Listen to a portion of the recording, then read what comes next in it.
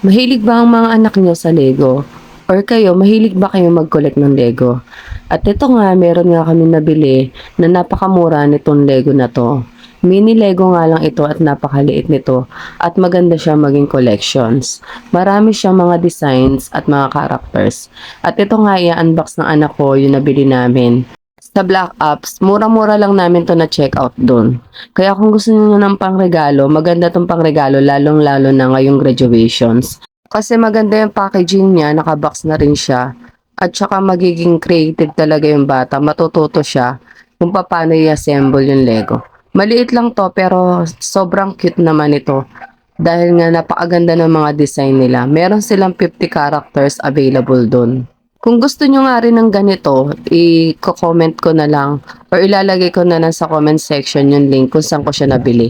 At yan nga, may pa-previous pa nga si seller. Yan yung maliit na parang tumba-tumba yan.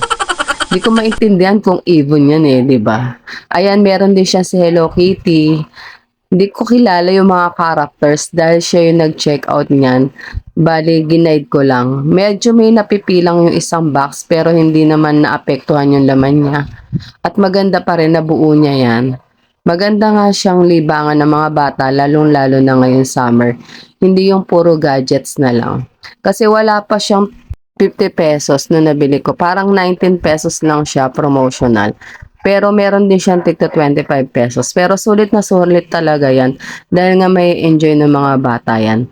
At yan nga yung pinaka-design niya. Marami nga ang pagpipilian doon. At ganyan nga lang siya ka-cute. Ang ganda rin ni Hello Kitty. Hindi lang niya pa natapos yan. Pero pag natapos niya yan, ilalagay ko rin yan sa reels para makita niyo. Salamat po ulit sa pagtambay.